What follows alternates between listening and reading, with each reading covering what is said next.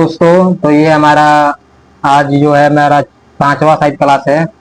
और आज कल हमने हम बताया सिखाया था आप लोगों को एक्सपोर्ट के बारे में सारी चीज बताए थे आप लोगों को। तो उसमें मैंने एलयूटी बॉन्ड मैंने बताना छोड़ दिया था आप लोगों को। मैंने बोला था कि कल बताऊंगा, तो आज मैं एलयूटी बॉन्ड को लगाकर खत्म कर देता हूँ उसको। फिर उसके बाद एक्सपोर्ट, जितने भी एक्सपोर्ट का सेल खत्म हो जाएगा, तो उसके बाद हम लोग आरपीएम की सेल देख लेंगे। आरपीएम किसे कहते हैं उसके बारे में आप लोगों को बता दूंगा। और देखते हैं क्या क्या बता दूंगा, और टाइम मिले तो। जैसे आरपीएम में ही टाइम खत्म हो जाएगा। पहले एलयूटी बॉन्ड को ऑन करना आप लोगों को सिखा दे रहा हूँ। सबसे पहले चलिए चलते हैं अपने लैपटॉप पे। सबसे पहले हमको क्या करना चाहिए, यहाँ पे सबसे पहले हमको बाउचर में आ जाना है। हमको बाउचर में आने के बाद यहाँ पर हमको पहले तो उसको यस करना, एलयूटी बॉन्ड पे लगाने पड़ेंगे। देखिए एलयूटी बॉन्ड होता गया, आप लोगों को पहले ये बता दे रहा हूँ। लेटर ऑफ अंडरटेकिंग, ये एक एग्रीमेंट होता है जो गवर्नमेंट द्वारा सहमति प्रदान करती है। ये क्या करती है कि आप लोगों को एक्सपोर्ट को प्रमोट करती है। ये एक मतलब एक्सपोर्ट कंपनियों को कहती है कि आप लोग एक्सपोर्ट कीजिए और इकोनॉमिक्स को आगे बढ़ाइए। आप लोगों को जीएसटी भी नहीं देना पड़ेगा, इसलिए किया। वैसे तो मतलब एक्सपोर्ट में जो होता है ना, एक्सपोर्ट में क्या होता है कि कस्टम ड्यूटी लगती नहीं है, केवल इंपोर्ट में ड्यूटी लगती है, कस्टम ड्यूटी लगती है। एक्सपोर्ट मतलब कि हम लोग किसी बाहर सेल कर रहे हैं तो उसे एक्सपोर्ट बोलते हैं। और इंपोर्ट मतलब कि हम लोग किसी दूसरे, चाइना हो गया, यूएसए हो गया, जापान हो गया, रूस हो गया, ऐसे जगह से हम लोग सामान खरीद रहे हैं तो क्या हुआ, इंपोर्ट कर रहे हैं। वहां सामान खरीद रहे हैं तो इंपोर्ट कर रहे हैं। इंपोर्ट करते वक्त कस्टम ड्यूटी लगती है। और ये अगर आप लोग सेल कर रहे हैं, एक्सपोर्ट कर रहे हैं, उसे सेल करते हैं या फिर एक्सपोर्ट करते हैं। अगर आप लोग एक्सपोर्ट कर रहे हैं तो आप लोगों को कस्टम ड्यूटी नहीं देनी पड़ती है वहाँ पे। और कोई भी आप नॉर्मल भी है तब भी नहीं देनी पड़ती है। बाकी ये एलयूटी बॉन्ड इसलिए लाया गया है कि आप लोग मतलब कि आईजीएसटी जो लगता है ना, जीएसटी, जीएसटी भी जीरो रेटेड जो होता है। देखिए एक्सपोर्ट में क्या होता है कि जीरो रेटेड से कहा जाता है इसको। जीरो रेटेड मतलब इस सेल को कहा जाता है। और एलयूटी बॉन्ड में ये होता है कि आप लोगों को आईजीएसटी पे नहीं करना पड़ता है। आप लोगों को अपने अपने तरफ से जीएसटी पे नहीं करना पड़ता है। लेकिन आप लोग ये देखेंगे ना कि उसके बावजूद भी ना कंपनियां एलयूटी बॉन्ड नहीं लेती है। इसमें कुछ और दिक्कत हो सकते हैं और उतना मुझे अभी नहीं पता है। एलयूटी बॉन्ड बहुत लोग, ये फ्री है, बिल्कुल फ्री। आप लोग आपके पास अगर जीएसटी नंबर है तो आप लोग उसे रजिस्ट्रेशन कर सकते हैं और आप ले सकते हैं। उसमें साफ साफ मेंशन किया गया होता है कि अगर आप इससे रजिस्ट्रेशन कराते हैं तो आपको केवल क्या करना है, एक्सपोर्ट ही करना है। उसके बाद आप लोग किसी अपने घर में नहीं बेच सकते हैं, अपने देश में नहीं बेच सकते हैं।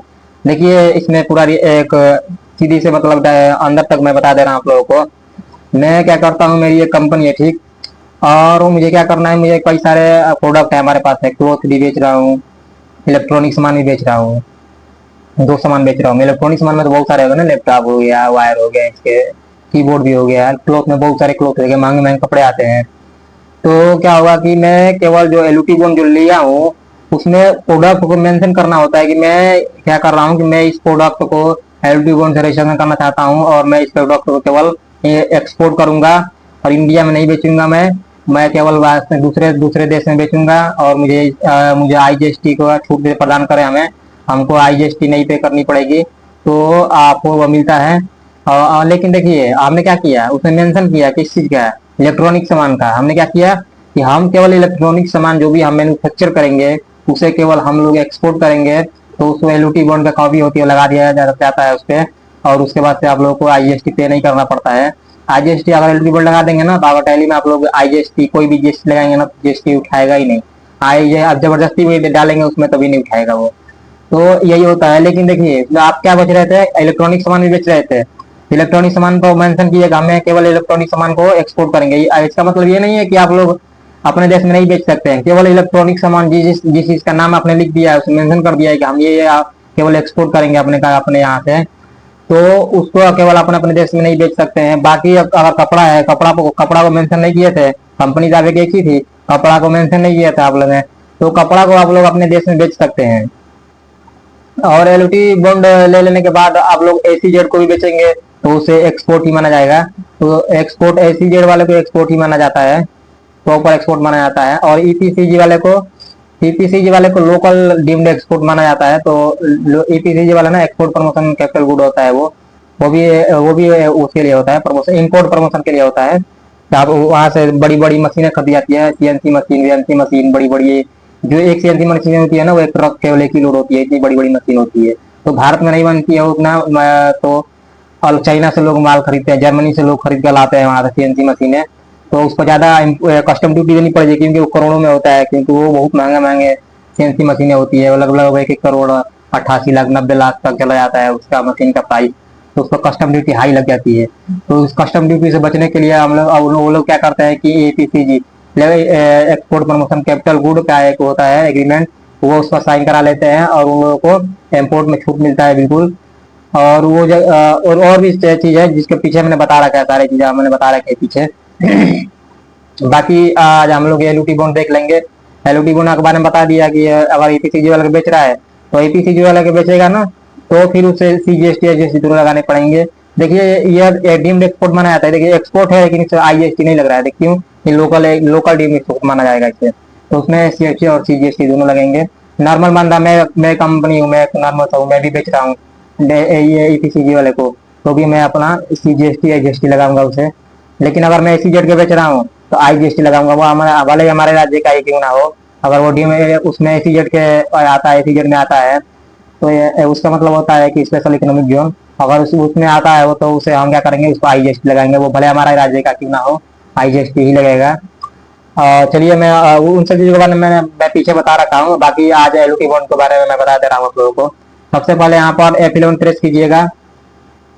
F11 प्रेस करने के बाद अगर आप लोगों को नहीं समझ में आएगा तो कमेंट जरूर कीजिएगा एलयूटी बॉन्ड के बारे में, मैं सही से बता दूंगा। और भी बाकी इतना तो काफी है आप लोगों के लिए, क्योंकि ज्यादा डीपली अकाउंटेंट को तो ज्यादा डीपली वैसे सोचना नहीं चाहिए था। ये सीए का काम ज्यादा होता है, वैसे सीए ज्यादा काम होता है। सब काम देखिए अकाउंटेंट सब काम नहीं करता है, नॉर्मल नॉर्मल काम करता है, नहीं तो सीए किस काम के हैं फिर। सीए को भी रखते हैं, ऐसी बात नहीं है कि जो अकाउंटेंट रखा है वो सीए को नहीं रखा है, सारे रखते हैं। अकाउंटेंट चाहे कितना भी प्रोफेशनल क्यों ना हो, लेकिन अगर वो सीए उसके पास सीए की डिग्री नहीं है तो वो कंपनी सीए जरूर रखती है क्योंकि ये केवल यही काम थोड़ी ना होता है, बहुत ज्यादा काम होते हैं। अब आप लोग काम करेंगे ना तब आप लोगों को समझ में आएगा कि कितने काम होते हैं इसके अंदर। बहुत सारे काम होते हैं, छोटे छोटे काम, बड़े बड़े काम। केवल ये नॉर्मल नॉर्मल सा ही काम है, इसके अंदर भी बहुत सारे काम होते हैं। जब आप लोग काम करने में घुसेंगे ना, उस क्षेत्र में आएंगे ना, तो तब आपको पता चलता है कि हाँ इसमें क्या है क्या नहीं है। ये तो केवल टैली के वीडियो बना दे रहे हैं, तो ये समझ रहे हैं कि सब चीज हो गया, टैली सीख लिया मैंने, अब जॉब लग जाएगी मेरी 20,000 25,000 की। कुछ नहीं है ऐसा, टैली को सीखने से जॉब नहीं लगती है। चलिए आप लोगों को मैं बता दे रहा हूँ आगे। सबसे पहले मैं आप लोगों को जीएसटी एनेबल करना आप लोगों को सिखा दिया था, जीएसटी पर मैंने लगा दिया था, एक्सपोर्ट भी मैंने आप लोगों को बता दिया था। अब मुझे क्या करना है कि एलयूटी बॉन्ड को मेंशन किया जाता है इसमें। टैली का आती है, टैली को आप लोग बताएंगे ना कि हाँ टैली ये मैंने एलयूटी बॉन्ड मेंशन किया हुआ है, तो इस पर आप जीएसटी नहीं लगेगा, तो जीएसटी नहीं लगाती है ये। तो बाकी चलिए मैं यहाँ पर देखिए कैपिटल गुड इस पर हम लोग यस कर दिए थे। सबसे नीचे वाले पाएंगे हम लोग यहाँ पे, इसे हम क्या करेंगे, यस कर देंगे। यस करने के बाद यहाँ पर देखिए ये एक्चुअली इसे मैंने बाद में बताऊंगा, इसे मैं छोड़ दे रहा हूँ, ये वही बाद में बता दूंगा इसके बारे में क्या होता है। जब आप लोग ना कंपनी में केवल एक ही प्रकार की सेल होगी ना, तब इसे आप लोग मेंशन कीजिएगा। एक ही प्रकार मतलब कि मैं पहले काम करता था एक एसीजी पैकेजिंग कंपनी में, वहां पर क्या होते थे, केवल गत्ते बनते थे, कार्टून कार्टून। मैं बड़ा कार्टून बना दूं, मैं फ्रिज को पैक करने वाला कार्टून बना दूं, मैं इसमें लैपटॉप बनकर पैक करके आता है वो वाला कार्टून बनाऊं, मैं कोई भी कार्टून बनाऊं, बड़ा लंबा छोटा तिरछा। तो क्या हुआ, मैं क्या बेच रहा हूँ, मैं तो केवल कार्टून ही तो बेच रहा हूँ। मैं बड़ा कर दूं छोटा कर दूं, इससे क्या फर्क पड़ता है। एचएसएन कोड तो वही होगा ना, प्रोडक्ट तो वही हुआ ना, कार्टून बेच रहे हैं हम। भले उसका हाँ उसका उसका क्या कहते हैं, मॉडल नंबर अलग हो जाएगा, मॉडल नंबर होते हैं सारे। जैसे कि यह क्या हो गया कि हमारा लैपटॉप हो गया, अब ये एसर का लैपटॉप हो गया, तो लैपटॉप इलेक्ट्रॉनिक सामान है, लैपटॉप का एक एक्शन कोड होगा। अब इसके कई सारे वेरायटी हो जाएंगे, 3 GB 32 GB 8 GB आएगा, तो कई सारे जीबी आएंगे, तो इसका अलग अलग थोड़ी ना, इसका रेट थोड़ा ना बदल जाएगा। इसका रेट नहीं बदलेगा, इसका रेट कभी भी नहीं बदलेगा। जो 18% लग रहा है 18% नहीं लगेगा, चाहे कितना भी ये महंगा क्यों ना हो, तो 18% ही लगेगा ये पैसे। इसलिए तो वहाँ पर काम करता था, वहां पर तो 12% कार्टून पर टैक्स लगते हैं, और उसके बाद सारे सारे कार्टून ही थे, चाहे मैं कोई सा भी मॉडल बेचूं। तो उसको मेंशन कर लेके मुझे बार बार हर कोई भी प्रोडक्ट बनाऊंगा, जैसे मॉडल नंबर बताऊंगा कार्टून का, ये वाला मॉडल नंबर 12 गुणे लंबाई 12 12 गुणे 36 ऐसे करके बनता है ना, जैसे कि लंबाई 12 है, 36 चाहिए ऊंचाई है इसकी। तो हर प्रोडक्ट में मैं अलग अलग एक्सेशन कोड बार बार मुझे डालना पसंद नहीं होगा, तो यहाँ पर आकर अपना सीधे एक्सेशन कोड को डाल देंगे, यहाँ पर जीएसटी रेट डाल देंगे, यहाँ पर सारे जीएसटी रेट सब पे वही लगेगा 12%। और सब यहाँ मेंशन कर देंगे। लिमिट आपका 50%, आपको जानते हैं हरियाणा में 50% है, 50,000 है हरियाणा में लिमिट। उसके बाद से ई वे बिल बनाना जरूरी होता है, ये इसके लिए दिया गया है यहाँ पे, ये रहा। और एक्सचेंज कोड कोड डाल देंगे। एक्सचेंज कोड बताया आप लोगों को से एक्सचेंज नहीं होता है, बाकी ये छोड़ दे रहा हूँ मैं। ये नहीं बताना था मुझे, तो ऊपर वाला बताने थे। नीचे वाला को मैं पहले उसको नो कर दे रहा हूँ। नीचे वाले को मैंने नो कर दिया। इसको मैंने यस किया। देखिए यहाँ पर आ गया मैंने जीएसटी। जीएसटी मैंने ऑन करना आप लोगों को पहले ही क्लास में मैंने बता दिया था। कंपनी बनाना, जीएसटी ऑन करना, और एक एक चीज बताया था ईवीसी क्या होता है। देखिए यहाँ पर इलेक्ट्रॉनिक वेरिफिकेशन कोड, यहाँ पर आएंगे तो आपको देखेगा डीएससी। डीएससी क्या होता है, मैंने डीएससी को मैंने बगल में भी लगा कर दिखाया था कि ये देखिए डीएससी है, उसको भी मैंने लगा कर दिखा दिया है हमने। बाकी आप लोग यहाँ पर देख सकते हैं, सब चीज मैंने मेंशन कर रखा था। यहाँ पर आप लोगों को आने के बाद ठीक सबसे पहले F12 प्रेस करेंगे। यहाँ पे F12 आप प्रेस करेंगे ना तो एक नया कंप्यूटर खुलता है यहाँ पे। और यहाँ पर खुलने के बाद यहाँ पर देखिए शो रजिस्ट्रेशन नंबर पहचान कर लेंगे। Select place of supply inward, select place of supply inward, ये कोई काम का नहीं है। तो ये एलयूटी बॉन्ड जैसा नीचे दिख रहा है ना, यहाँ पे प्रोवाइड एलयूटी बॉन्ड डिटेल्स, यहाँ दिख रही है, यहाँ पर लिख रहा है प्रोवाइड एलयूटी बॉन्ड डिटेल्स। इसको हम क्या करेंगे, यस कर देंगे। यस करने के लिए वाई प्रेस किया जाता है, वाई प्रेस करके एंटर मारेंगे, अपने आप ये यस हो जाता है। नो करने के लिए एन लिख देंगे उसमें जाकर, और यस एंटर मारेंगे तो नो हो जाएगा अपने आप।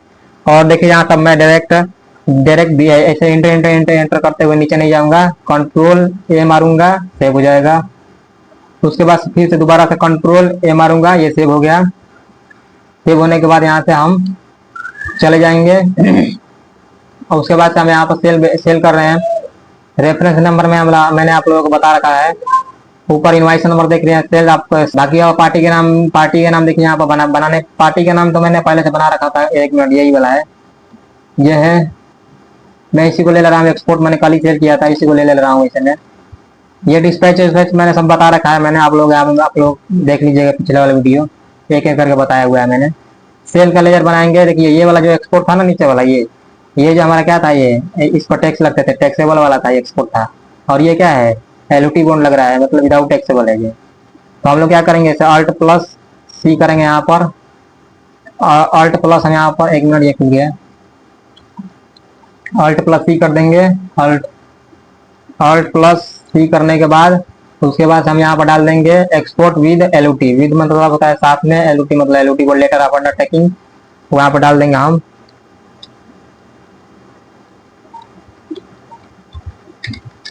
एक्सपोर्ट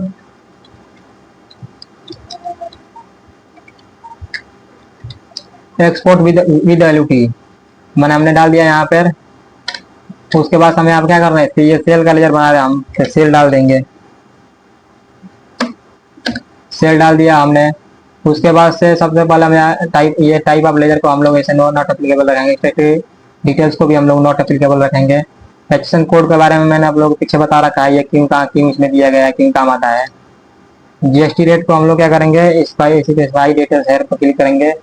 क्लिक करने के बाद यहाँ पर टैक्सेबल, ये हमारा है, ये टैक्सेबल भी चूज कर सकते हैं, एग्जाम भी चूज कर सकते हैं। ऐसे तो टैक्सेबल है नहीं, तो हम क्या करेंगे, यहाँ पर एग्जाम चूज कर लेंगे। यहाँ पे एग्जाम चूज करने के बाद यहाँ पर, क्योंकि हम यहाँ पर लगा नहीं रहे हैं ना, जीएसटी नहीं लगा रहे हैं, एग्जाम चूज कर लेंगे ये।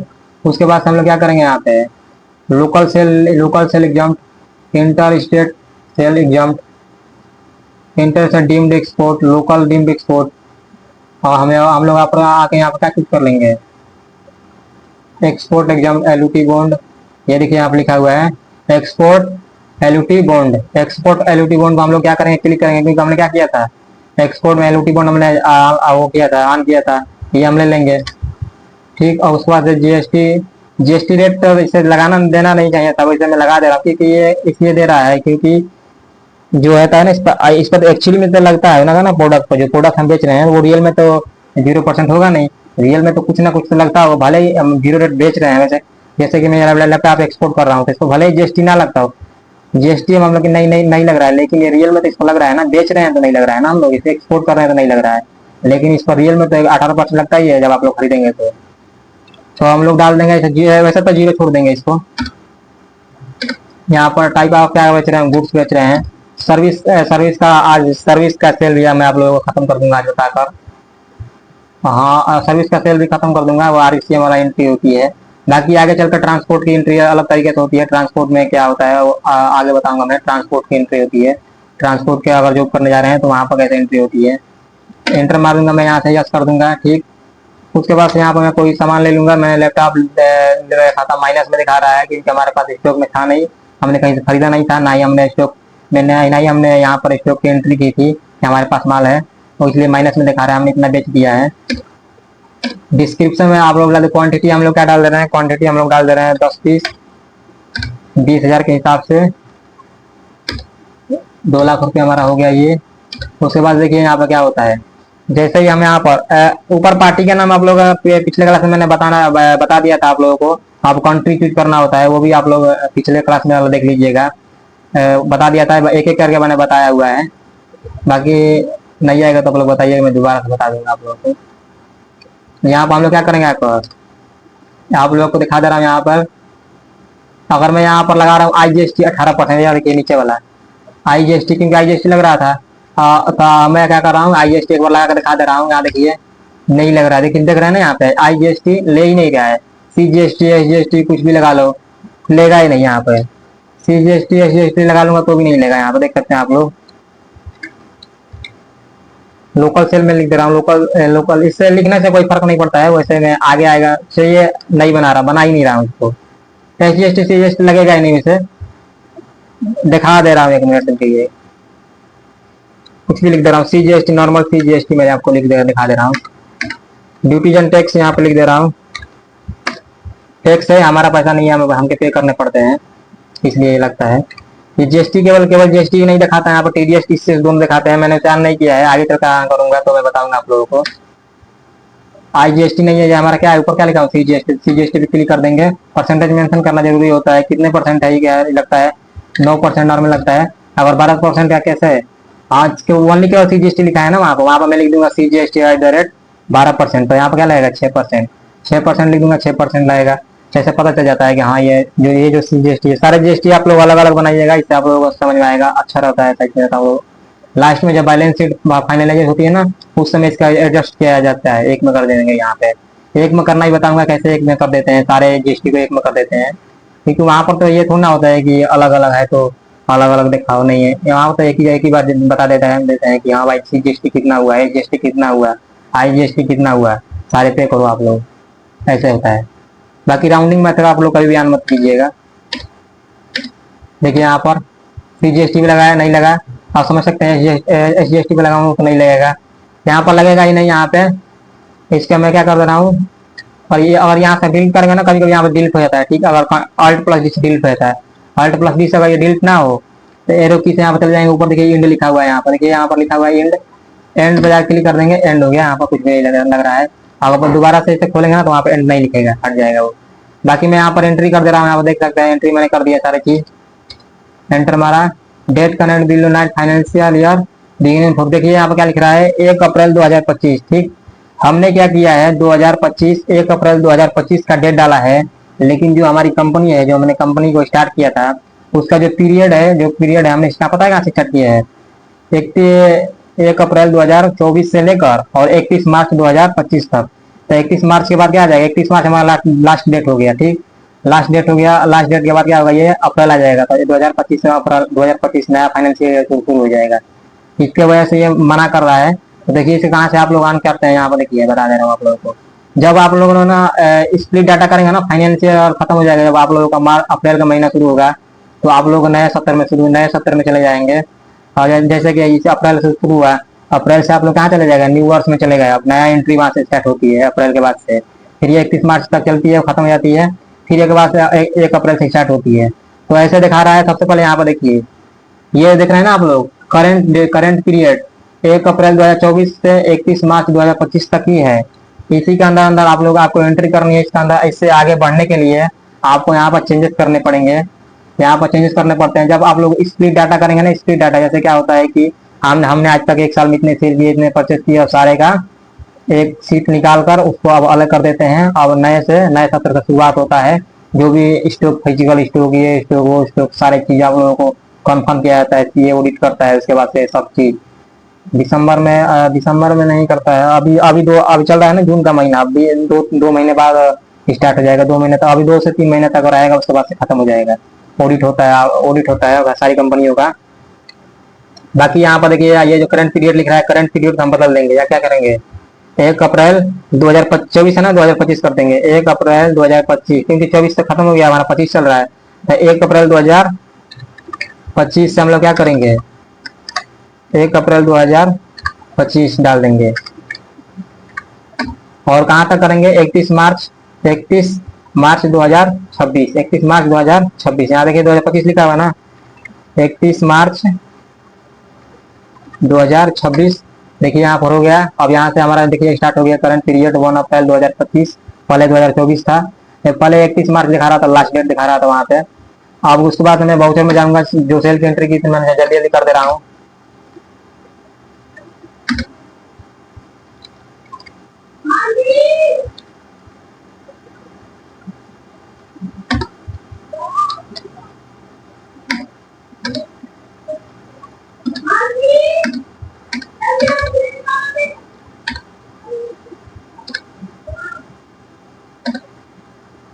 ये देख सकते हैं, ये वाला bill to shipping bill number और कोड कोड के बारे में आप लोगों को मैंने पीछे बता रखा है। कस्टम ड्यूटी वाले जारी करते हैं ये। आईसी गेट इलेक्ट्रॉनिक आईसी, अरे मैं भूल गया क्या नाम था उसका, आईसी गेटवे होते हैं, आईसी गेटवे। बाकी आप लोग यहाँ पर देख सकते हैं, यहाँ पर शिपिंग बिल नंबर है, यहाँ पर डेट है, कोड कोड है, मैंने पिछले क्लास में आप लोगों को बता रखा है। शिपिंग बिल नंबर कौन जारी करता है, यहाँ पे पोर्ट कोड मिलता है। पोर्ट कोड भी उसी में, जब शिपिंग भी मिलेगा तो उसको सारे पोर्ट कोड भी रहेंगे, सब चीज रहेंगे। ईवे बिल नंबर आप जारी करते हैं। डिस्पैच फॉर्म डिटेल्स ये नहीं रहता है, वैसे मैंने ऑन कर रखा है, इसे बंद कर देंगे। जिसका जो काम नहीं है उसे नहीं डाल सकते आप लोग, और जिसका काम नहीं है उसे नहीं छोड़ देंगे। ये नहीं है कि अगर दिया हुआ है तो नहीं इसको भरना ही भरना है, नहीं, आपके काम का नहीं है तो छोड़ देंगे इसे। बाकी ट्रांसपोर्ट डिटेल्स डाल सकते हैं, नहीं भी डाल सकते हैं, ट्रांसपोर्ट डिटेल्स डाल ही सकते हैं। वैसे तो हमको शिप से भेजना रहता है ना। ट्रांसपोर्ट डिटेल्स मुझे डालने पड़ते हैं कब, जब क्या कहते हैं कि क्योंकि हमें तो डायरेक्ट हमें जहाज पे थोड़ा चढ़ा देना है हमको। हम किसी ट्रक से तो जाएंगे ना, किसी ट्रक से ले जाएंगे। हाँ, कि एक ट्रक जाएगी, फिर वहां से कंटेनर उठेगा, कंटेनर लोड होगा यहाँ पर आकर शिप में, वैसे जाएगा ना। तो यहाँ से हमारे कंपनी से तो एक ट्रक जाएगी ना यहाँ से, तो उसका डिटेल्स यहाँ पर आप लोग डाल दीजिएगा। बाकी मेरे पास कुछ है नहीं तो मैं छोड़ दे रहा हूँ इसको, कंट्रोल ए से सेव कर दे रहा हूँ और यहाँ पर एंटर कर दे रहा हूँ मैं। और ये देखिए वाउचर आपका सेव हो गया है। यहाँ पर mandatory information e-way bill number यहाँ पर मांग रहा है, क्योंकि आपके हमारा सेल क्या है, 50,000 से सेल हमारा ऊपर हो गया है, और 50,000 से लिमिट ऊपर होती है तो आप लोगों को ईवे बिल लगता है। ये आप लोग जान जाइएगा। ईवे बिल की, जब मैं ईवे बिल के बारे में पूरा डिटेल्स में बताऊंगा आप लोगों को, ईवे बिल क्यों बनाया गया, क्यों जरूरी हुआ। और ईवे बिल में कई प्रकार के भी होते हैं, सीकेडी, एचकेडी, और बहुत प्रकार के होते हैं। मैं जब उसमें पढ़ाऊंगा तो आप लोगों को 6-7 प्रकार के बारे में आप लोगों को पढ़ाऊंगा। जॉब वर्क के लिए भी ईवे बिल बनता है, जॉब वर्क होता है। जॉब वर्क के बारे में मैंने पिछले क्लास में ही बता रखा है आप लोगों को, जॉब वर्क क्या होता है। बाकी अभी भी मैं जॉब वर्क के बारे में बताऊंगा आगे, एबीसी में बताऊंगा, वीडियो में बताऊंगा जब सर्विस की सेल करूंगा। तो एंटर कर देंगे यहाँ पर। वाउचर नंबर सेव कर रहा है, यहाँ पर सेव हो गया मेरा वाउचर नंबर। पेज अप करेंगे, हमारा यहाँ पर पेज अप करेंगे। ये देखिए हमारा खुल गया, ये देख सकते हैं, ये हमारा खुल गया है। और यहाँ से हम कंट्रोल पी करके एक बार देख लेंगे, प्रीवियस पे जाएंगे हम लोग। उसके बाद से यहाँ पर हम जूम करेंगे। यहाँ पर देखिए सप्लाई में ऊपर लिखा हुआ है यहाँ पर, for the SEZ unit for the developer for authorise operation under bond of letter of undertaking. यहाँ पर देखिए लिखा हुआ है, एलपी बॉन्ड का फुल फॉर्म भी यहाँ पर लिखा हुआ है। विदाउट पेमेंट ऑफ आईजीएसटी, देखिए पूरा साफ साफ मेंशन किया हुआ है यहाँ पे। विदाउट पेमेंट ऑफ आईजीएसटी, बिना आईजीएसटी के, देख सकते हैं ना यहाँ पे, बिना आईजीएसटी के जाएगा ये बिल। और यहाँ पर अमाउंट यहाँ पर देख सकते हैं, यहाँ पर सारी चीज आप लोग यहाँ पे लिखा हुआ है। टैक्स यहाँ पे देखिए, यहाँ पर लिखा है टैक्स अमाउंट नील लिखा हुआ है। यहाँ पर देखिए साफ साफ बिल्कुल बोल्ड कलर में लिखा हुआ है, टैक्स अमाउंट नील है। ये जीरो रेटेड सेल माना जाता है। एक्सपोर्ट को कोई पूछे तो बता देना कि जीरो रेटेड सेल कहते हैं इसे। बाकी अब आप लोग एलटी बॉन्ड के बारे में देख लिया क्या है ये, इसमें कोई एडजस्टमेंट करनी नहीं पड़ती है। उस वाले में केस में मैंने बताया था एडजस्टमेंट करना, जो 40,000 उसमें उस वाले केस में थे ना, जो 40,000 रुपये, वो कंपनी जब देगी तब पे कर दीजिएगा। बाइक वो तो नॉर्मल हो गया ना, पेमेंट में जाकर आप पेमेंट कर देंगे, तो उसे मैंने नहीं करना सिखाया था। आगे चल के मैं बता दूंगा पेमेंट के, जब पढ़ाऊंगा तो पेमेंट में कई तरह के होते हैं। भाई ये तो अब यही खत्म हो गया है हमारा ये। अब एलओटी बॉन्ड यहीं तक था, खत्म हो गया। अब मैं क्या करूंगा कि आप लोगों का आरसीएम पर सेल करना सिखा दूंगा, आरसीएम पर कैसे सेल किया जाता है। चलिए मैं बैक चल दे रहा हूँ यहाँ से। आरसीएम का मतलब मैं आप लोगों को पहले बता दे रहा हूँ आरसीएम होता क्या है। वैसे तो ये लंबी वीडियो हो गई, 26 मिनट की वीडियो हो गई, मैं इसे यहीं ऑफ करता हूँ। बाकी इसके अगले क्लास में आप लोग बता दूंगा। वीडियो लंबी हो जाती है तो दिक्कत यह होता है कि एडिटिंग करने में दिक्कत होती है, 3-3 4 GB तक हो जाता है, जिससे वजह से एडिटिंग में देरी लगती है, इस वीडियो को एक्सपोर्ट करने में से देरी लगता है, टाइम लगता है। तो इसका अगले क्लास में मैं बनाऊंगा तो बता दूंगा आप लोगों को। बाकी आप लोग वीडियो पसंद आए तो लाइक और सब्सक्राइब जरूर कीजिएगा। बहुत डीपली पढ़ाता हूँ मैं, धीरे धीरे करके पढ़ाऊंगा, डीपली पढ़ाऊंगा। अगर नहीं समझ में आएगा तो कमेंट में जरूर बता पूछिएगा आप लोग। और वीडियो पसंद आए तो लाइक और सब्सक्राइब जरूर कीजिएगा। Thank you.